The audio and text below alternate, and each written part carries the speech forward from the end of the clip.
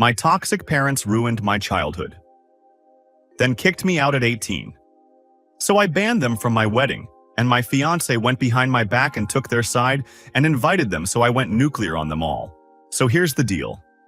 I grew up with a pretty messed up family situation. My dad left when I was 12, no real reason given, just walked out, leaving my mom and me behind. After he left, things were rough for a while, but my mom eventually remarried when I was around 15 or 16. Her new husband, let's call him Dale, was okay at first. He wasn't exactly mean or anything, but he also made it clear I wasn't his kid. I was just kind of there.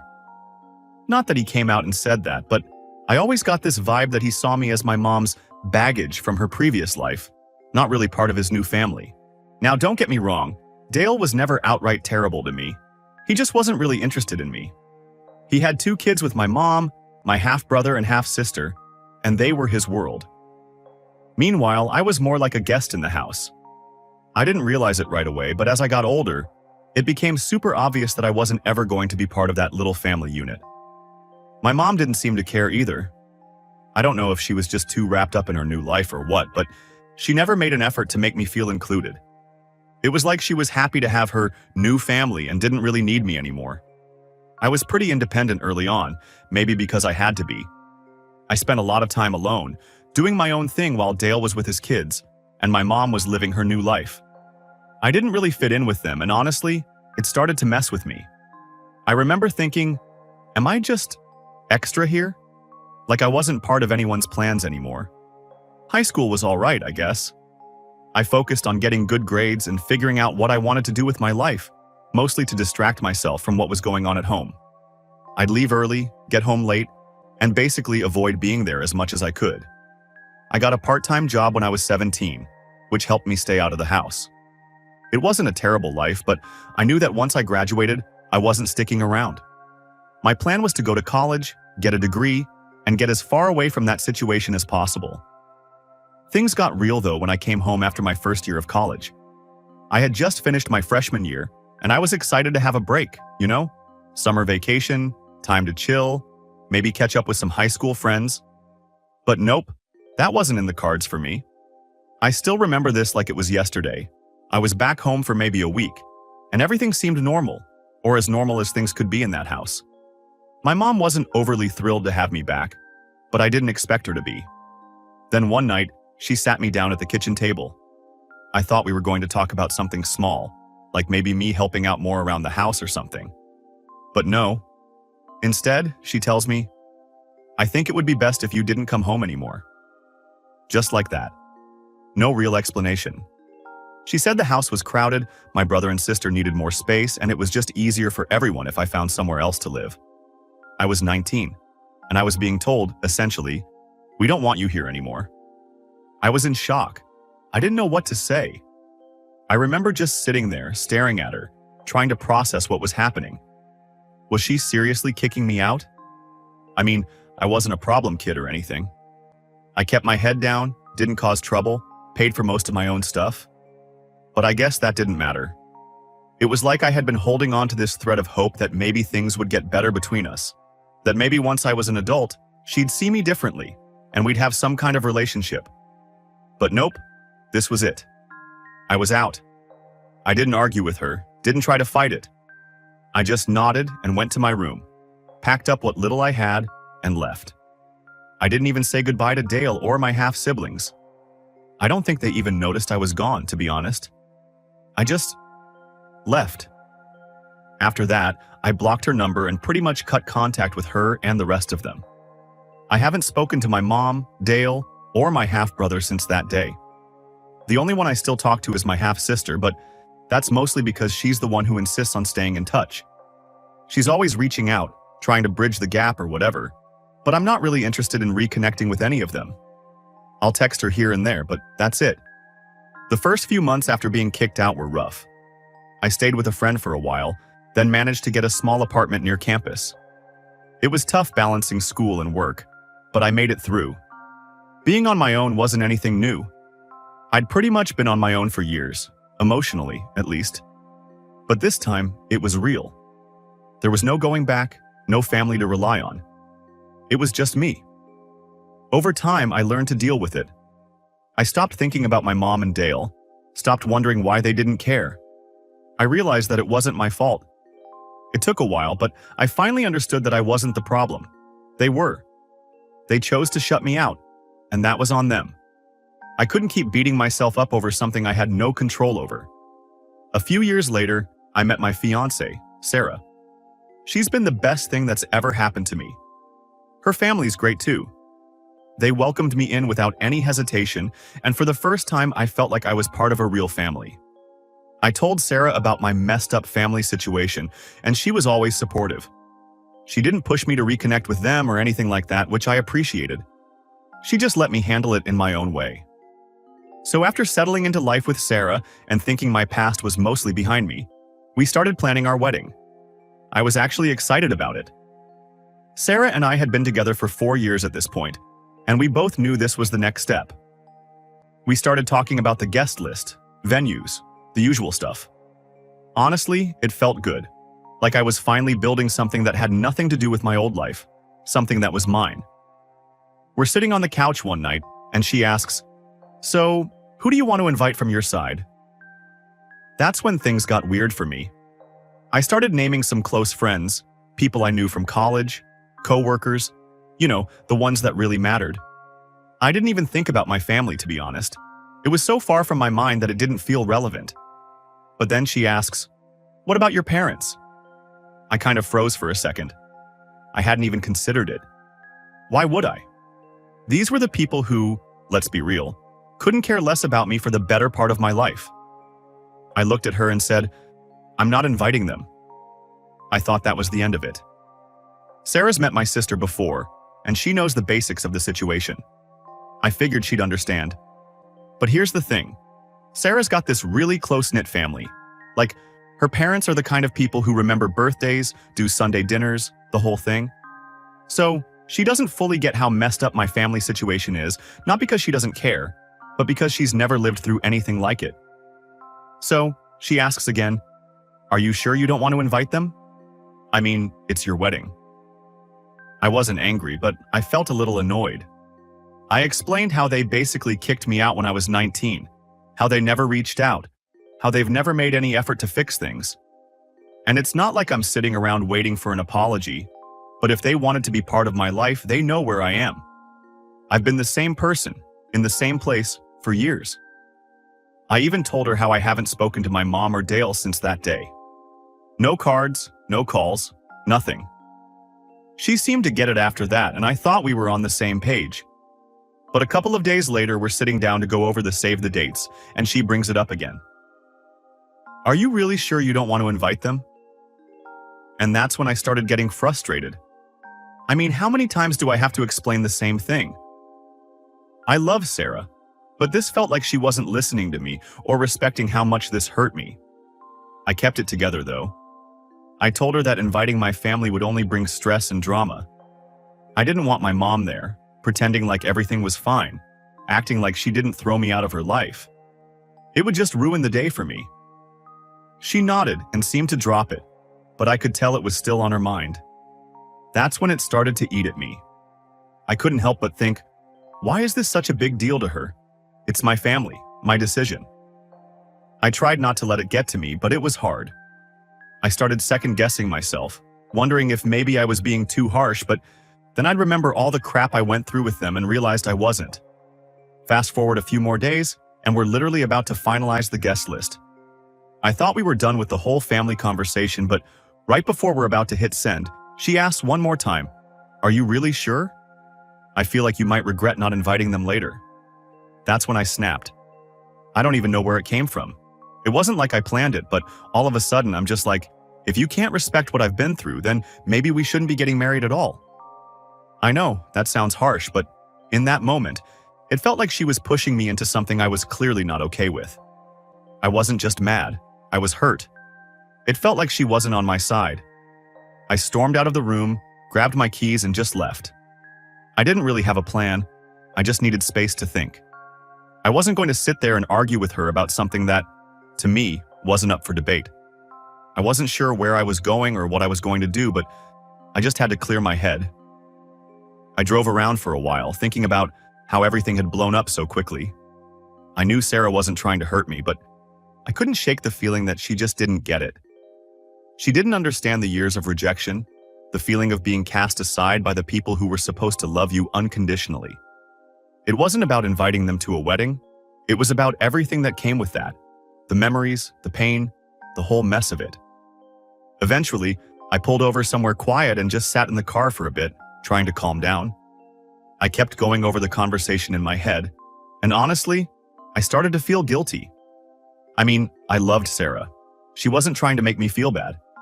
She was probably just trying to look out for me, thinking that I'd regret not inviting them one day. But I knew that wasn't the case. I didn't want them there. I didn't need their approval or their presence to validate my wedding. This day was about me and Sarah, not them. After a few hours, I drove back home. By the time I got there, it was late, and Sarah had already gone to bed. I didn't want to disturb her, so I just crashed on the couch, but I couldn't sleep. My mind kept replaying everything, and I felt like maybe I'd gone too far. I knew I'd hurt her by walking out, and that wasn't fair. We were supposed to be a team, and I bailed when things got tough. The next morning, Sarah left for work without saying much. I could tell she was upset, and I didn't blame her. I felt like I'd let her down by not handling things better. But at the same time, I couldn't shake the feeling that I wasn't wrong about my family.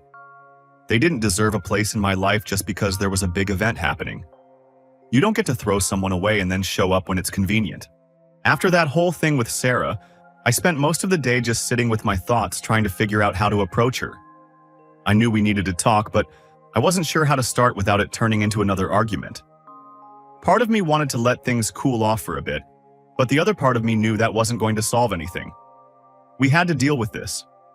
Around 5:30, Sarah usually comes home from work.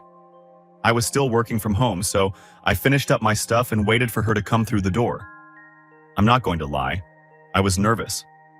I knew I'd overreacted the other night by snapping at her, but I was also still upset about the whole thing with my family. It wasn't just about the wedding anymore. It was about whether she really understood what my family had done to me. So, 5:30 rolls around, and no Sarah. Not super unusual, but by 6 o'clock, I was starting to wonder if she was avoiding me. I texted her, just asking if everything was okay, but no response. Then, around 6:15, she walks in the door, with my sister. I couldn't believe what I was seeing.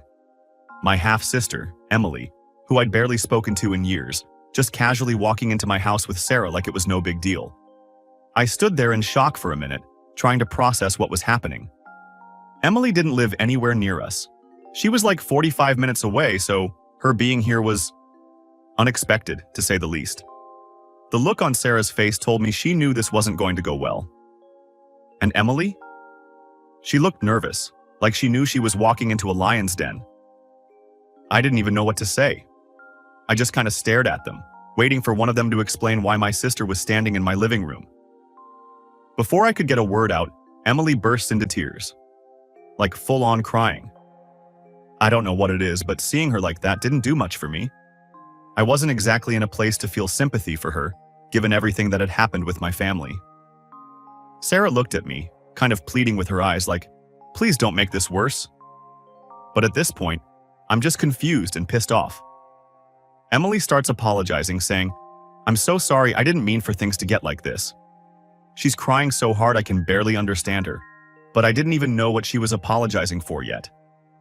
After a few minutes of her sobbing, she finally starts explaining. Turns out, when she told my mom and Dale that I was engaged, it stirred up a whole bunch of drama. But not for the reason you'd think. Apparently, my engagement had nothing to do with them caring about me or being happy for me. No, it had to do with my half-brother. My half-brother, who's 27 by the way, is still living at home, jobless, and doing absolutely nothing with his life. I haven't talked to him in years either, but from what Emily said, he's basically been freeloading off my mom and Dale for the past few years. They kicked me out at 19, but here he is, 27, and they're still supporting him. My mom apparently wants him out of the house, but Dale won't let her kick him out. So, they're fighting over it. And here's the kicker. They're separated because of it. Yup. My mom and Dale are separated over my half-brother. And for some reason, my engagement stirred all this up because now my mom feels like a failure as a parent or something. I don't even know. It makes zero sense to me. I hadn't spoken to them in years, so how my engagement even came up in a conversation about my half-brother, I have no idea. But here's where it gets really wild. Emily tells me that my mom thinks getting invited to my wedding will somehow fix everything. She's convinced that if she and Dale get invited, they'll come together, see me, and all the family issues will magically disappear. Like what? I couldn't believe what I was hearing. My wedding was now being seen as some kind of family therapy session? At this point, I couldn't hold back anymore. I told Emily flat out that this had nothing to do with me.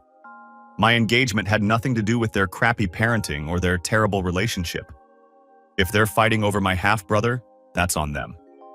It's not my responsibility to fix their problems. And I wasn't going to let my wedding become some sideshow for their drama. Emily just cried harder, saying she didn't mean to upset me, that she thought she was helping. I wasn't trying to be heartless, but I was done.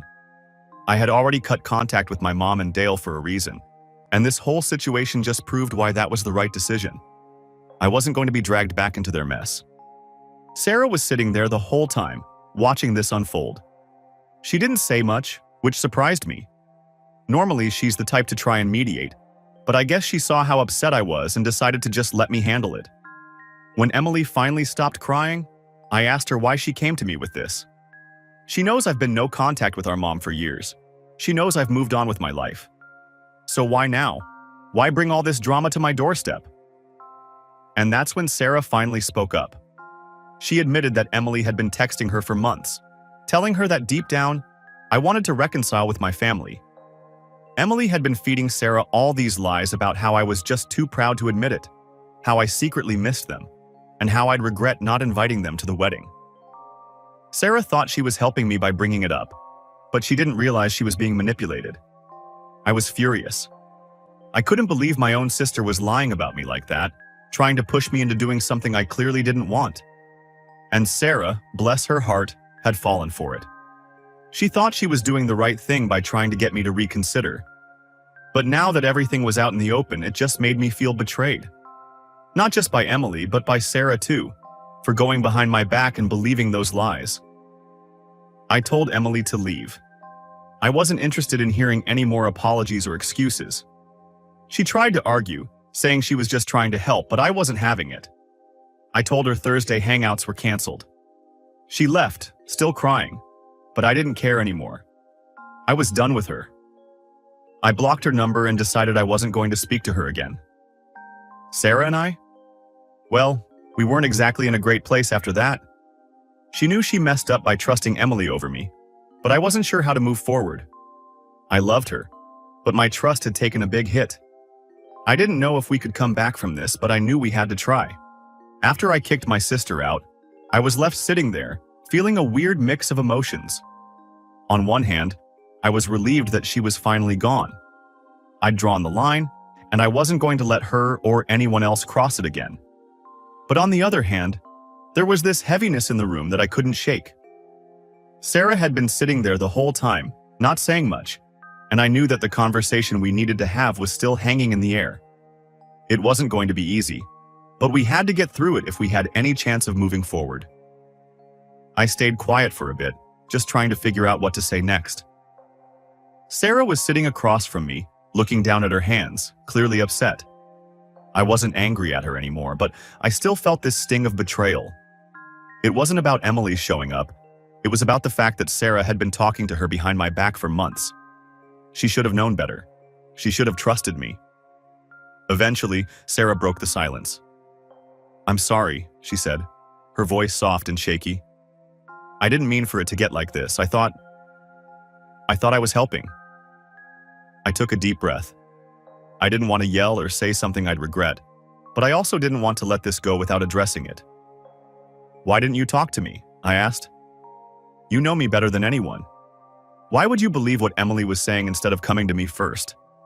She looked up at me, her eyes already teary. "I don't know," she admitted. "I guess I thought you were just too hurt to admit that you missed them. I mean, you never really talk about your family, and I just assumed that deep down, you might want to fix things. I didn't realize how bad it was." That hit me hard. I realized that maybe I hadn't been as open with Sarah as I thought I had been. Sure, she knew the basics, how my mom had kicked me out, how I'd gone no contact, but I hadn't really told her how deep those wounds went. I hadn't explained how much it had messed me up to feel like I didn't matter to my own family. Maybe I was partly to blame for not fully opening up, but it didn't change the fact that she'd let my sister manipulate her. I get that you were trying to help, I said, trying to keep my voice calm. But Sarah, I've told you over and over again that I don't want anything to do with them. I'm not secretly hoping for some big family reunion. I don't need them in my life. You should have trusted me when I said that. She nodded, wiping her eyes. You're right. I should have. I don't know. I've never dealt with anything like this. My family's always been so close, and I guess I couldn't wrap my head around the idea that you wouldn't want to make things right with yours. But now, I see that it's not the same. Your family isn't like mine. That was the thing. Sarah's family was picture perfect. Parents who loved each other, siblings who actually got along. They had their issues, sure, but nothing compared to the mess I'd been through. I couldn't blame her for not fully understanding, but it didn't make it hurt any less. I just need you to believe me when I tell you something, I said. Even if it doesn't make sense to you, even if it's different from what you're used to, I need you to trust that I know what's best for me when it comes to my family. She reached across the table and took my hand. I'm so sorry, she whispered. I'll never go behind your back like that again. I promise. I squeezed her hand, feeling the tension between us slowly start to ease. I knew this wasn't going to fix everything right away, but it was a start. At the end of the day, I loved Sarah, and I knew she loved me. We'd been through a lot together, and this was just another bump in the road. We were going to work through it, one way or another. After a few minutes of sitting in silence, I finally asked, "What do we do now?" It felt like the big question that had been hanging over us for days. Well, Sarah said, we still need to talk about the wedding. I know we've put it off because of everything that's happened, but we can't ignore it forever. She was right.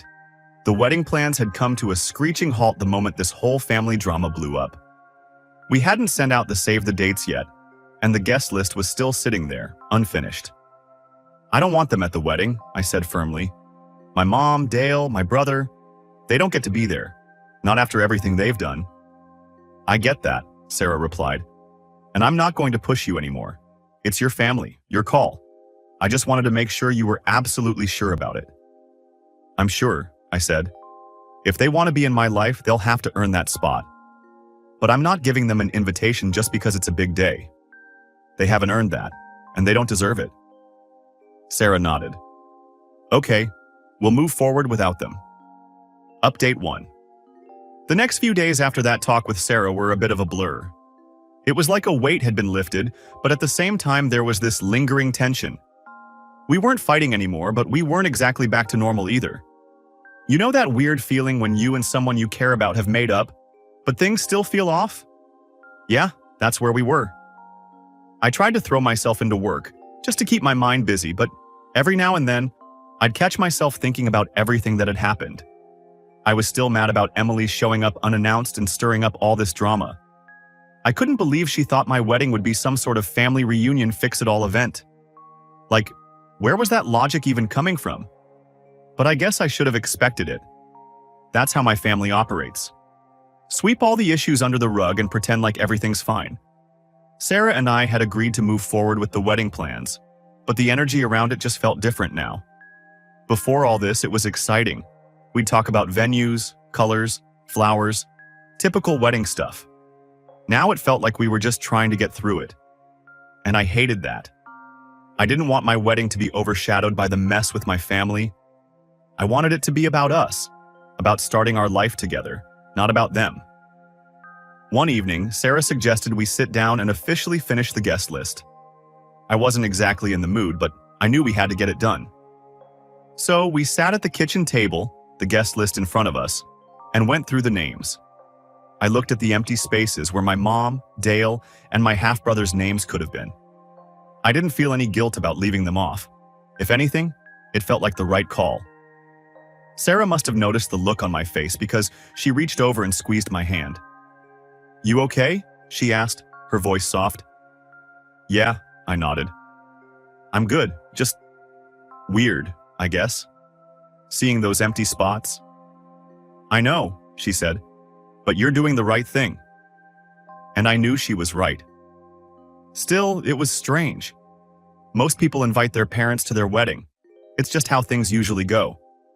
But I wasn't most people. My relationship with my family wasn't normal, and that was something I had to accept. Once we finished the guest list, we moved on to some of the more fun stuff, like picking out the cake and talking about the music for the reception. It felt good to finally focus on the wedding again without the shadow of my family hanging over it. For the first time in days, Sarah and I were laughing and joking around, and for a minute, everything felt normal again. We were back to being us, the couple that was excited about getting married and building a life together. But of course, nothing stays simple for long. A couple of days later, I got a text from an unknown number. My gut immediately told me it was my mom, but I opened it anyway. Sure enough, it was her. She started the message off with something like, "I heard you're getting married. I hope we can talk." Real vague, no apology, no acknowledgement of anything that had happened in the past. Just like always, acting like everything was fine, like she could just pop back into my life whenever she felt like it. I didn't respond. I blocked the number immediately. I wasn't going to let her worm her way back in, not now, not ever. I'd already decided that my life was better without her in it, and I wasn't about to change my mind because she suddenly remembered I existed. I told Sarah about the message later that day. She was supportive, as always, but I could tell she was a little worried. I think part of her was afraid that my mom might show up uninvited or try to cause some kind of scene. To be honest, I'd thought about that too. It wouldn't be the first time my family pulled some unexpected dramatic move. But I told Sarah that if my mom did show up, we'd deal with it. I wasn't going to let her ruin our day. As the wedding got closer, things started to feel more real. We sent out the invitations, booked the caterer, all the big stuff was falling into place. It was starting to feel like we were finally moving past all the drama, and I was starting to get excited again. This wedding wasn't just going to be a big party. It was going to be a fresh start. A new chapter for Sarah and me, and I couldn't wait to start it. On the day of the wedding, I woke up feeling nervous, but it wasn't because of my family. It was that typical pre-wedding jitters, excitement mixed with a bit of anxiety. I kept thinking about how far I'd come, how I'd managed to build a life that was mine, separate from all the baggage of my past. It felt good, knowing that this day was about celebrating the future Sarah and I were going to create together. The ceremony itself went off without a hitch. We said our vows, exchanged rings, and when I looked at Sarah standing there in front of me, I felt this overwhelming sense of peace. Like, no matter what happened with my family or anything else, I was exactly where I was supposed to be. This was the life I'd built, and I wasn't going to let anyone take that away from me. At the reception, we danced, laughed, and spent time with our friends and Sarah's family. There were no interruptions, no drama, just a perfect day. I think for the first time in a long time, I felt free. Free from the weight of the past, free from the expectations of people who had never really cared about me. I didn't need their approval, and I didn't need them in my life. I had everything I needed right in front of me. Looking back now, I'm glad I stood my ground. I'm glad I didn't cave to the pressure of what's normal or what other people think a family should be. I made the decision that was right for me, for my mental health, for my future. And that's all that matters. I don't know if I'll ever hear from my mom or the rest of my family again, but honestly, I don't care. My life is good now. I'm married to the love of my life, surrounded by people who actually love and support me. That's the only family I need. So yeah, it's been a long road to get here, but in the end, I'm exactly where I'm supposed to be, and that feels pretty damn good.